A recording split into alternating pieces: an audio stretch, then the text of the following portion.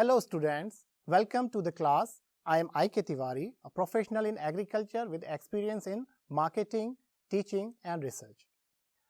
In continuation with the last class, today we will learn more about the procedure of organic certification and procedure of inspection. And after today's session, you will be able to understand the key steps in certification process, the types of organic certificates, the concept of inspection and the key steps in the inspection process. Let's understand the definition of certification once again. So, what is certification? Certification is a procedure by which a third party gives written assurance that a product, process or service is in conformity with the specified standards. Here, the producer is referred to as the first party, the buyer as the second party and the inspecting and certifying agency as the third party. Through this whole system of inspection and certification, the third party provides a system of legal liabilities and protection to the distributors, processors and retailers around the world. So, after this understanding of all the parties involved, now we will proceed to learn the complete procedure of certification. The procedure of organic certification has following 6 steps. Step number 1 is the selection of the certification agency. Step number 2 is the submission of the required information. Step number 3 is the review of the certification agency. Step number 4 is the inspection by certifying agency. Step number 5 is the approval of certifying agency, and the step number 6 is the final step, is certification and seal. Though all of these steps are self-explanatory in nature, but we will discuss these steps one by one to know them in a bit more detail. So, the first step is the selection of certification agency. In this step, the first party, which sometimes is also referred to as the operator, who can be a farmer or a processor, selects an accredited certification agency for certifying their operations. Agency charges a prescribed fee for providing this service. After paying the prescribed fee, the certifying agency takes the responsibility of inspecting and certifying the process on a mutually agreed schedule. The next step is the submission of required information. Now, prior to the physical inspection, the certifying agency requires certain information from the operator, who can be a farmer or a processor. So, the operator has to submit this information with the certifying agency. The information requirement may vary depending upon whether the operator is a producer or a processor. Usually, agencies require following information if their operator is a farmer. Number 1, the total production plan, then crop requested for certification, field history, area of farm, field maps, then source of seed, fertility management of soil, pest, weed, disease management of the crop, record keeping system, harvest and storage, equipments, various other information might also be required by the certification agency, and the operator needs to submit all of them. But if the operator is a processor, the information required to be submitted to the certifying agency would be number 1, history management of the operations, then ingredients, then processing aids, then record keeping system, pest management and sanitation records, and transportation, storage, etc. The information required in both the cases may vary with the standards adopted time to time. Now, coming back to the steps in certification, the third step in the certification process is the review by the certifying agency. In this step, the certifying agency reviews the information submitted by the operator, and if they find all of the relevant information has been provided, they inform the operator regarding their on-site inspection. With this, the operator earns a right to get his farm inspected by an authorized inspector from the agency. The fourth step in the certification process is inspection by an authorized inspector from the certifying agency. Following the standard procedure, the inspector verifies the soil, crop, livestock, equipment, building and storage, etc. He ascertains whether the information provided earlier is true or not. The information is collected in the inspection form, and based on this, on his observation, he fills the inspection form, and based on this information form, he prepares an assessment report. The inspector submits the assessment report highlighting the strength and weaknesses of the operator's operation and the non-compliance, if any, and the potential deficiencies. Now, after inspection, the next step in the certification process is approval. The ground for approval is apparently the assessment report submitted by the visiting inspector. So, certifying agency assesses the inspection report and decides on certification. If an operator meets the requirements, he is given the approval, but if an operator is found to be untruthful or not up to the mark, then he is denied the certification. The last step in the certification process is the certification itself. After the certification of compliance is issued to the operator, the certification agency allows using their seal and the India Organic seal on the products. The process of inspection and certification is to be done each year, and the validity of the certification is only 12 months. The operator is required to get the compliance certificate renewed every year. This was the whole process of organic certification. I hope you might have got a fair idea of the process now.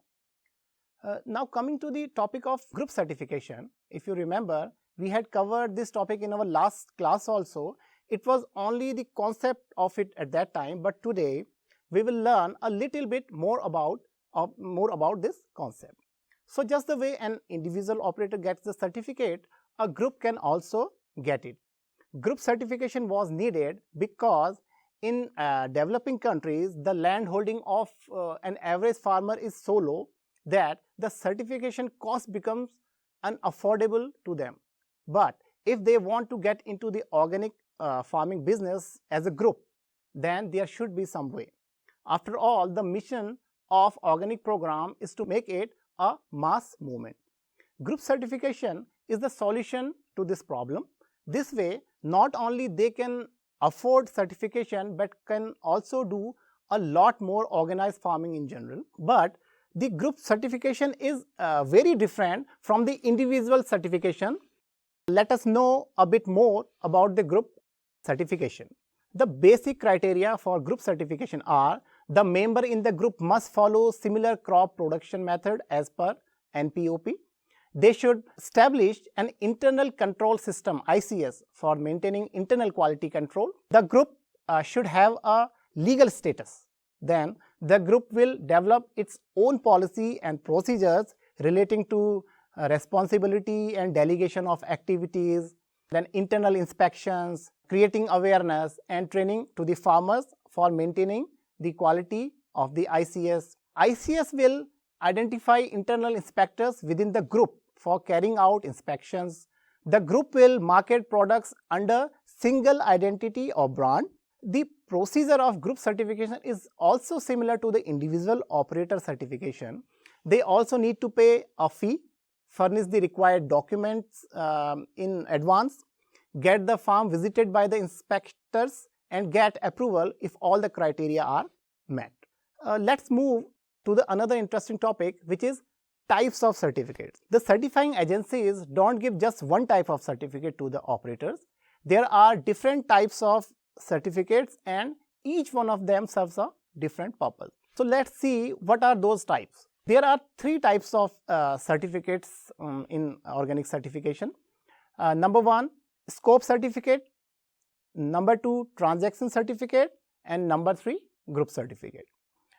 Let us learn about each of these types of certificate by taking the example of scope certificate first. The scope certificate is issued by the certification agency annually when an operator complies with the required standards of the production. It means production standards, processing standards, and handling standards. The scope certificate provides information on following name of the operator, contact details and the certificate number, then accreditation number of the certifying agency, then reference to the applicable standards, scope of standards, then products or product categories, and then date of issue and validity. Coming to the second type of certificate, which is transaction certificate. As the name suggests, this type of certification has something to do with the transaction taking place between the two parties. When an operator sells his product to a buyer, a transaction certificate is given by the certification agency to its operator on request. The main information provided by the transaction certificate is the quantity of the produce sold to the buyer. Transaction certificate contains the information on the name of the buyer and the content details, then the name of the seller, then amount or quantity sold, then cost, and then identification number of the product. Also the standard followed for production. Then destination of the product, signature of the authority of certification agency, date of certificate issuing, and invoice number. The third type of the certificate is group certificate. We already have discussed about it in length today. So with this, our type of certificate part completes. I hope you all understood it well. So we are almost through with the certification part. Let me quickly wrap the cost of certification part. The cost of certification is a big factor in the organic farming, so big that a small operator can hardly afford it. So how this certification cost works? The certification agency charges annually for inspection and certification of the project. The component of the fee includes the mandatory cost of inspection, cost of travel, and cost of number of certificates issued. With this certification part completes, and now we will proceed to learn about the procedure of inspection. Inspection, as we all know, plays a very significant role in the whole certification mechanism. If an organic farmer or processor wants his produce to be certified, he has to follow the norms and allow an inspection by the certifying agency. Let us discuss all the relevant aspects of inspection in a bit more detail. Let's start with the concept of inspection itself. The inspection is an on-site visit to verify the performance of an operation in accordance with the national standards for organic production. The person appointed by the inspection and certifying agency to undertake the inspection of an operator is called inspector. The inspector should be a qualified person. He should be well versed with the organic standards based on which the certification is granted. So when an inspector goes out on site, he is expected to carry out the whole inspection under few broad guidelines. Before going for an on-site inspection, his own preparedness for the process is also very important. While doing the inspection, the conduct of the inspector should be supportive rather than intimidating. He should have the ability to make the atmosphere conducive while conversing with the operator, as this helps in compliance of the procedure by the operator. The requirements which needed to be filled before the actual inspection starts are: the certification agency must prepare a schedule of inspection to cover all the prescribed checkpoints. This schedule should be communicated to the concerned operator also, so they are well prepared when the actual inspection happens. The inspection must cover the entire agricultural production system under organic management. Operations must be inspected at least twice a year. The certifying agency may also plan and schedule additional visit if required. Frequency and minimum length of inspection should be planned taking into account the intensity of the production system, production type, enterprise size, result of the previous inspection, then complaint received, and parallel production. Simply put, if the scale of the production is very big, more frequent visits are needed. Now, many times what happens is the inspector suspects some risk of contamination which can be intentional or unintentional for instance contamination due to the use of a certain chemical or through a drift from a nearby farm. In this condition, the inspector should promptly collect some representative samples. Then he can send these samples to an authorized lab for testing. While collecting a sample, the inspector is again expected to follow the standard protocol. The inspector must possess the appropriate working documents and information such as maps and plan of the farm, a list of agricultural inputs used with relevant bills, invoices or the delivery challans, etc. A copy of production specification and description, which means what is being produced and how much production is being expected, and some other such information. Then non-conformity result by the certification agency during previous certification exercises for certification operations. This actually is the result of last such inspection of the farm. An inspector requires this information so that he might ascertain whether the operator has improved on his previous mistakes or not. Now, let us quickly go through the requirements which are needed to be fulfilled during the inspection. So, these requirements are that the inspection must cover the following minimum elements. What are these elements? Number one, visit the field or place of the operation, then check documents of the entire operation, then tally the areas planted and the quantity of production for each crop item, then at the processing and business premises, verify the raw material acquired and the quantum of the value addition. Also evaluate the production estimates, then collect samples if necessary, record interviews with persons responsible.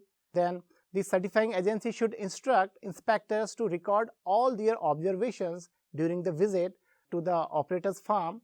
The observation should include date and duration of inspection, persons interviewed, field and facility visited. The inspection report must be provided to the operator as soon as possible, so as to enable them to take corrective actions and inform back to the certifying agencies. So, after going through much technicality of the matter, I am sure you might have gotten a fair idea of how the inspection part of the whole certification system works.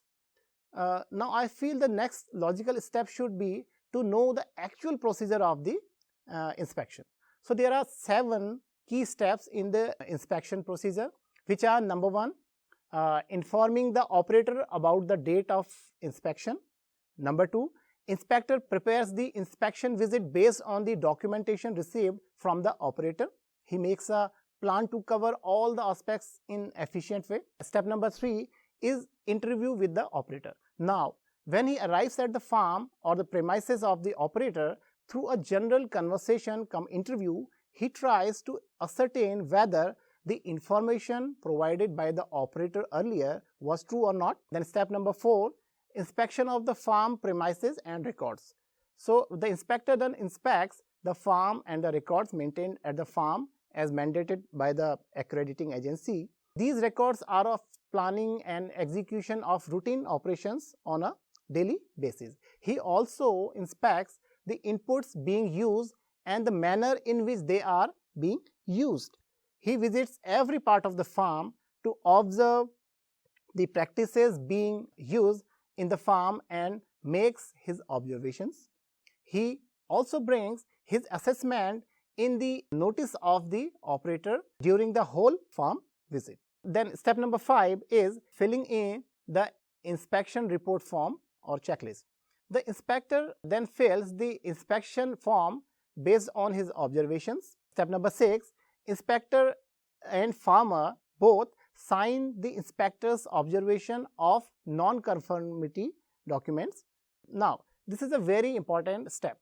As I said, the inspector keeps on updating the operator about his assessment.